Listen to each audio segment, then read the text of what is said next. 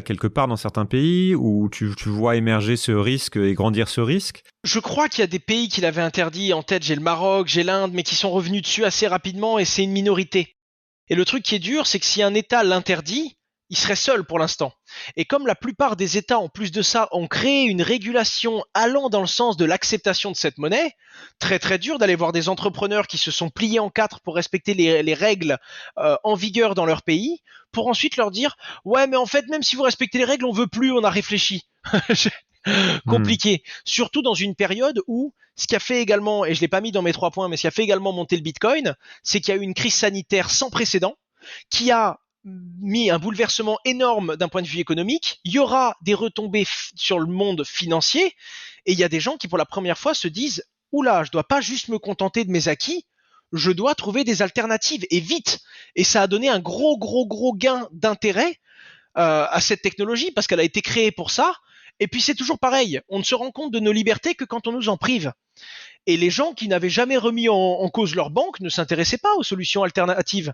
Quand ils se sont dit, oula, il y a un vrai gros problème, tout le monde va retirer, il y a des gens qui se battent pour du papier toilette, comment je protège ma valeur, moi? Et donc ils ont fait des recherches, et donc ils ont pris conscience de ces solutions qui jusqu'à présent n'étaient pas nécessaires à leur vie. Et donc, même si c'est vrai que le Bitcoin pourrait encore être interdit d'un point de vue légal, je ne vois pas comment ça pourrait être possible, car jusqu'à présent, ils ont avancé dans le bon sens, donc très très dur de faire demi-tour sur des décisions, et l'intérêt commun, l'avis positif du monde vis-à-vis de cette technologie est en train d'aller dans le bon sens. On s'y intéresse de plus en plus, on comprend qu'il n'y a pas que la spéculation, que c'est utile, et on comprend les valeurs qui l'ont fait créer. Beaucoup moins aujourd'hui que demain, mais par rapport à 2017, c'est plus du tout la même histoire. En 2016, j'avais vraiment du mal à avoir 500 ou 600 personnes intéressées à ce sujet. Aujourd'hui, j'interagis avec un peu plus de 300 000 personnes dans le monde, rien que sur la communauté francophone. Donc c'est plus pareil. La dimension fait que ça peut être compliqué à jouer. Et quand on a des pays comme la Chine qui va créer sa propre crypto-monnaie, est-ce que ça dépend du Bitcoin ou c'est un tout autre projet pour essayer justement de le contrecarrer? Alors, je pense, encore une fois, je ne peux que faire des plans sur la comète, donc je demande beaucoup de recul et je veux pas partir d'un mauvais œil et critiquer quelque chose qui n'existe pas encore. Mais je pense que la monnaie chinoise n'empruntera au Bitcoin que le principe de cryptographie, c'est-à-dire la méthode technique qui permet de tenir le réseau. Il y a de grandes chances que ce soit totalement opaque pour les gens qui l'utilisent et qui en ont, mais totalement transparent pour le gouvernement. Ils auront une petite liste pour voir qui a combien, quand, comment, qu'est-ce qu'il achète, pourquoi, où, qu'est-ce qu'il pense, en gros. Parce que mine de rien, en ayant une vue sur le compte en banque de quelqu'un, on sait tout ce qu'il fait, on sait tout ce qu'il vit, on connaît ses penchants, on connaît ses problèmes, on connaît ses intérêts, et on connaît son métier, sa vie, son rythme. Et c'est un pouvoir, encore une fois, la technologie de la blockchain est très puissante. Le Bitcoin, lui, emmène les bonnes valeurs. Mais on peut très bien prendre la technologie du Bitcoin uniquement pour que ce soit rapide et avec très peu de frais, mais enlever tout le côté décentralisé, enlever tout le côté transparent. Et donc, il faut bien comprendre ça. Je pense que ça va dépendre de l'application qu'ils vont faire de cet outil très puissant qu'est la blockchain. On peut faire un parallèle direct avec un fusil là. La technologie est incroyable et elle permet à l'homme de se défendre à l'époque des animaux et d'aller chasser, sauf qu'on a bien vu que l'être humain était capable d'avoir plein d'autres idées et d'usages pour un fusil. Je voudrais finir, après on ira un peu sur la problématique aussi énergétique et technologique qu'il y a derrière, qui pourrait être aussi une limite à ça. Pour bien comprendre aussi quels sont les risques liés aux échanges et à la détention aussi de Bitcoin et des autres crypto-monnaies, puisque donc la technologie en elle-même est inviolable, mais néanmoins, quand on la détient pas en physique, quand on détient pas ces bitcoins en physique, ils sont stockés quelque part sur des plateformes qui ne sont pas des banques, qui ne sont pas forcément reconnues. Donc il n'y a pas à quel point en fait c'est structuré et à quel point où on en est en fait de cette stabilisation des acteurs, du marché, puisque c'est souvent présenté comme un truc qui est encore pour les trafiquants, on entend souvent ça, même encore quand on regarde le JT de 20h, ça sert surtout à acheter de la drogue, acheter des armes, enfin, on est encore dans ce cliché. Ouais, c'est de la désinformation complète. Hein. À l'époque, on pouvait comprendre que, parce qu'au tout début, il n'y avait aucune régulation, il n'y avait rien du tout. Donc c'est pas le Bitcoin qui servait à ça, il n'avait pas été créé pour ça. Mais les premières personnes à chercher une alternative pour faire passer de la valeur sans contrôle sont Bien des sûr. personnes qui ont besoin de faire passer de la valeur sans contrôle. Donc forcément, au début, ceux qui ont percé le mystère avant les autres, parce que la problématique de la décentralisation n'était pas encore là, ou alors elle était très peu présente. En 2008, il y avait quand même un arrière-goût de on a besoin de ces solutions. Mais les premières personnes qui l'ont utilisé, certes, c'était pour faire des choses qui se doivent de rester confidentielles et qui veulent cacher. Mais ça, c'était à l'époque. Maintenant, c'est devenu mainstream. Aujourd'hui, c'est 0,12% le taux de blanchiment d'argent sur Bitcoin. C'est un taux qui est largement inférieur à ce qu'il y a sur l'euro et sur le dollar. Donc non, non, non, c'est une bêtise, c'est une vraie erreur de compréhension, c'est un vrai mensonge. Les télés, les chaînes et les différents médias qui disent ça sont des médias qui ont voulu en parler parce que le mot Bitcoin fait des clics en ce moment, mais qui ne se sont pas suffisamment renseignés et qui n'ont pas compris. Hmm. Ça, c'est un fait. Maintenant, comment? Eh bien, en fait, il faut comprendre que Bitcoin n'est pas anonyme, il est pseudonyme. Je ne sais pas qui tu es, mais je sais, si tu me le dis, et uniquement si tu me le dis, que l'adresse 32248, c'est la tienne. Ce qui veut dire que quand tu fais une transaction de 1000 bitcoins, et je te le souhaite, eh bien je vois que 32248 a fait une transaction de 1000 bitcoins.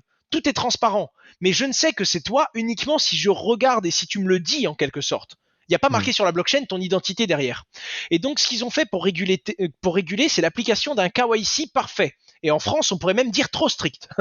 En gros, quand on veut échanger du bitcoin ou en recevoir, quand on va générer une nouvelle adresse et qu'on veut leur revendre, c'est-à-dire en faire rentrer de l'argent fiat, des euros et des dollars, vers le bitcoin ou faire l'inverse, revendre ces bitcoins contre des euros ou des dollars, ce serait la base de l'action de blanchir d'ailleurs, hein, eh bien à ce moment-là, et précisément à ce moment-là, on se doit de remplir un KYC complet. Ça veut dire Know Your Customers, c'est-à-dire vous devez connaître votre client et c'est une norme mondiale qui fait que l'on doit avoir la pièce d'identité de la personne qui veut procéder à l'échange, un justificatif de domicile. Si c'est une personne qui envoie beaucoup d'argent ou qui veut en sortir beaucoup, une justification sur ses fonds. Et ça, pour le coup, bien que c'est un contrôle des gouvernements sur ce qui se passe un peu sur Bitcoin, du moins qui rentre, qui sort Hmm. dessus, ça empêche carrément intégralement, parce que c'est jamais à 100% non plus, le blanchiment. Parce que Bitcoin, contrairement à un échange de cash, il laisse une trace. C'est la pire idée au monde d'aller faire quelque chose d'illégal avec du Bitcoin. Autant le faire avec du cash. Le Bitcoin, c'est exactement pareil, mais ça va laisser une trace dans un registre qui ne s'effacera jamais. Avec les outils qu'on a eu en 2020, il y a Chain Analysis, qui est quelqu'un qui analyse et qui remonte les transactions, qui a réussi à obtenir des adresses qui ont fait des échanges sur des sites pédopornographie en 2013, donc ça remonte, hein. On est sur plus de 8 ans, et qui grâce à des vieilles adresses qui avaient fait des choses illégales et qui pour ressortir de l'argent aujourd'hui ont donné leur KYC, ils ont réussi en moins de 2 mois ou 3 mois d'analyse avec des forces spéciales d'aller et de retrouver le fondateur et de faire tomber son site internet 8 ans après. Donc en gros, tous les crimes qui ont été commis sur Bitcoin sont écrits. Mais on a ça parce que sur le moment justement où on veut aller sur des monnaies fiat. Si demain on peut payer en Bitcoin, on n'a plus cette barrière en fait enfin c'est-à-dire qu'on n'est plus obligé de s'identifier, ce qui peut être aussi souhaitable pour beaucoup de gens. Mais Alors, ça peut être souhaitable pour beaucoup de gens, mais ça c'est le problème de l'anonymat. Je Hmm. comprends tout à fait le mec qui dit ça regarde personne, quelle marque de pot de yaourt je mange, j'ai envie de le cacher. C'est louable. Mais malheureusement, la personne qui veut un anonymat complet, je parle pas d'une discrétion, la pseudonymité c'est bien pour ça. Je parle de quelqu'un qui a vraiment un dégoût profond pour le fait d'être tracé et qui se veut être un anonyme pur et dur. Malheureusement, sur 100 personnes avec ce genre de comportement, il y en a quand même que 10 qui veulent protéger leur vie privée. Il y en a un bon Hmm. 90 qui sont pas là que pour protéger la marque des yaourts qu'elles mangent. Ok. Et c'est ça qu'il faut bien comprendre. Et c'est assez complexe parce que c'est un jeu de funambule. Des fois, les gouvernements en ont abusé. On l'a bien vu. Il y a eu de l'espionnage industriel aux États-Unis, l'histoire Snowden. Enfin, il y a eu des centaines d'exemples qui font que dès qu'on en laisse un peu trop au gouvernement, c'est lui qui abuse. Mais à l'inverse, dès qu'on laisse un peu trop de liberté aux citoyens, c'est lui qui abuse. On en revient à un problème d'humain finalement. Mais le paiement fait qu'on devra s'identifier quand même. Mais il va y avoir des moyens de s'identifier sans dire qui nous sommes. C'est ça qui est incroyable. Non mais d'accord. Donc on est sur on est sur une alternative vraiment très crédible, qui est naissante, hein, qui est en train de se stabiliser, mais qui peut demain devenir un nouvel étalon or, enfin une espèce, voilà, une vraie valeur refuge décentralisée, qui n'est pas contrôlée, qui peut être une réponse justement pour des gens qui cherchent, qui ont peur de l'instabilité financière. Et on voit qu'on imprime avec la quantité de dette qu'on imprime aujourd'hui, on se dit aussi qu'à terme, enfin certains disent qu'à terme il y a un risque sur les banques, sur les monnaies, qui pourrait avoir de l'inflation. Aujourd'hui c'est pas encore ça, parce que l'inflation est sur les marchés, mais que donc c'est une alternative à tout ça, et ça a été construit comme tel, et que peut-être que demain, ça peut devenir aussi quelque chose qui puisse s'échanger et qui permette de jouer le rôle qui rend bien la fonction de la monnaie, qui est de transférer, d'échanger de la valeur. Tout à fait. Est-ce que, je voudrais qu'on aille sur la viabilité aussi sur le long terme, puisque une des critiques qui est faite est liée à l'impact écologique, puisqu'on sait que les cryptos sont faites avec beaucoup d'énergie aujourd'hui, et que donc, dans un contexte actuel, dans le contexte énergétique et écologique actuel, certains disent que ça n'a pas de sens d'imaginer remplacer les monnaies actuelles par des crypto-monnaies. Mais en même temps, c'est ce qu'on t'a dit, ça fait que le Bitcoin est lié au monde physique via l'énergie indirectement qu'il requiert pour être créé,